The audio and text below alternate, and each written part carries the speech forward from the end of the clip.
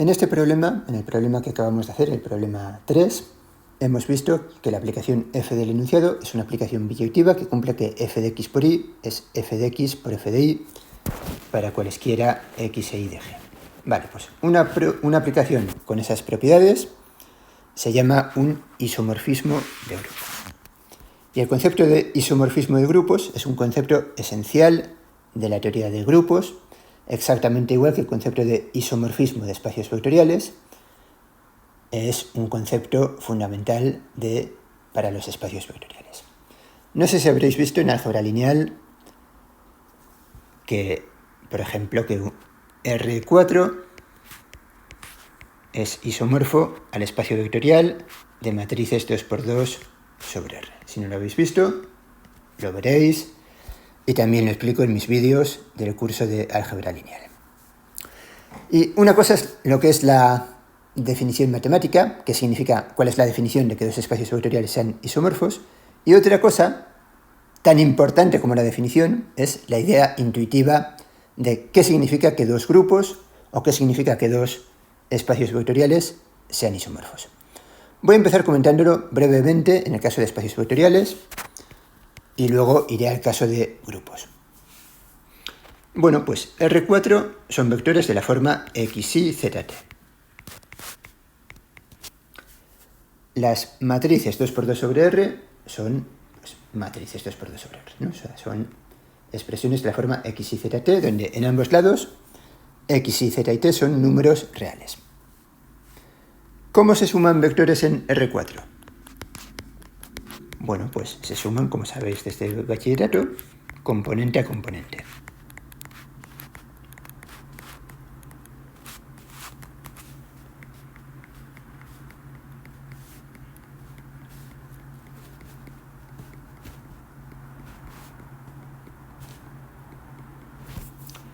¿Cómo se multiplica un vector de R4 por un escalar? Pues multiplicando cada componente por el escalar.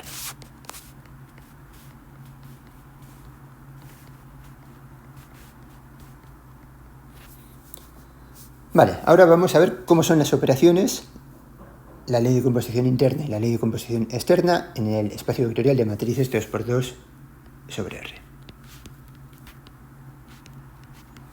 ¿Cómo se suman elementos de este espacio vectorial? Pues exactamente igual que en el caso de R4, componente a componente, o entrada a entrada.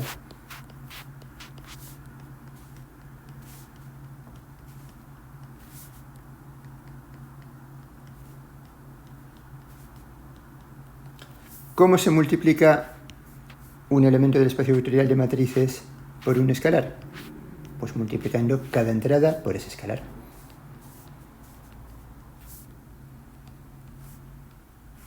Vale, pues ahora que he escrito cómo son las operaciones en el espacio de matrices 2×2 y cómo son las operaciones en R4, ¿qué diferencia observáis entre los dos espacios vectoriales? Bueno, pues la única diferencia es que lo que en R4 escribimos los 4 números reales en fila y separados por comas, en el espacio de matrices 2×2 pues ponemos primero 2 y después otros 2. Pero la única diferencia es la forma en la que llamamos a los elementos, la forma en la que escribimos los elementos. Lo que son las operaciones, la relación entre el conjunto y las operaciones, la operación de suma y la operación de multiplicación por escalares, son exactamente lo mismos, exactamente las mismas. Vale, pues cuando eso ocurre, es cuando ocurre que dos espacios vectoriales son isomorfos. Vamos a lo que hace referencia a esta asignatura, al concepto de isomorfismo de grupos. Pero en el fondo son lo mismo. Quiero decir, el concepto de isomorfismo es lo mismo en grupos, que en anillos, que en cuerpos, que en espacios vectoriales. Dos grupos o anillos o cuerpos o espacios vectoriales son isomorfos si la diferencia entre ambos es la forma en la que se llama o se escriben los elementos. Esa es la idea intuitiva del concepto de isomorfismo. Vamos con un ejemplo en grupos. Habéis visto z sobre 2z, que sabéis que es un cuerpo. Y tiene como representantes el 0 barra y el 1 barra. ¿Vale? El 0 barra representa el conjunto de números pares. El 1 barra representa el conjunto de números impares. Y este es un grupo con esta operación suma.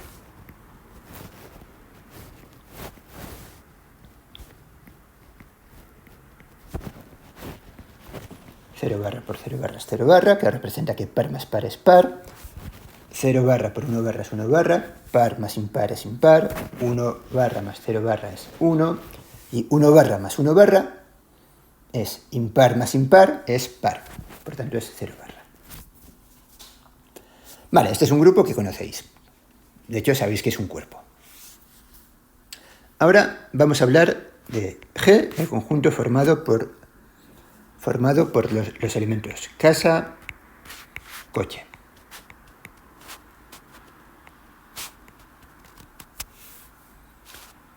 Y en este conjunto definimos una operación de esta forma.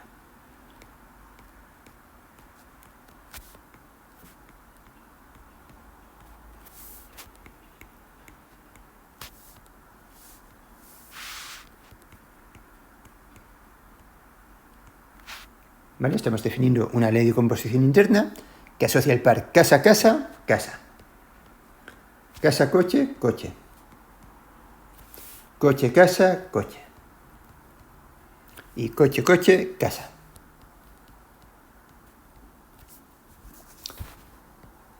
Vale, pues os dejo como ejercicio comprobar que este conjunto G con esta operación suma es un grupo.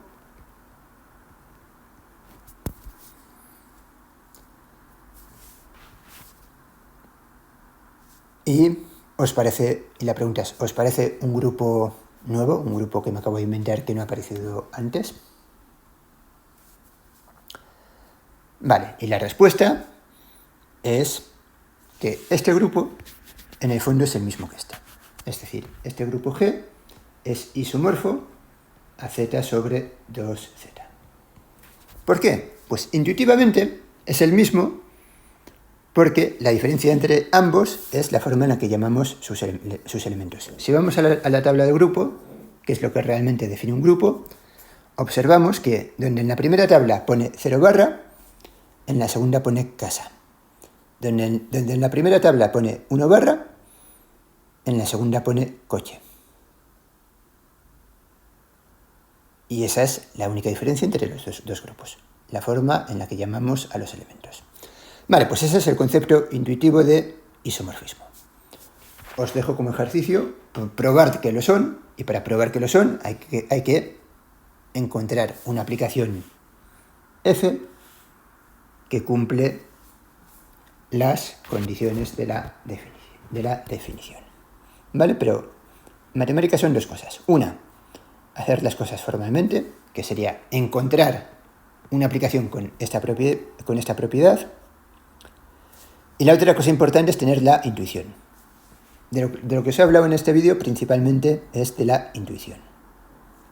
Vale, y para terminar, un último comentario, que es que en esta definición que he dado de isomorfismo de grupos, la condición es esta, cuando en el grupo tenemos una operación que denotamos de forma multiplicativa. ¿Vale? Aquí estamos hablando de f por x por f por y, porque estoy dando por hecho que en G la operación se denota de forma multiplicativa. Si la operación se denota de forma aditiva, como en los ejemplos que he puesto aquí, la condición de isomorfismo sería que f de x más y sea igual a f de x más f de y. ¿Vale? O sea, esta es la condición de la definición de isomorfismo en notación aditiva. La condición que he puesto al principio del vídeo es la condición en notación multiplicativa.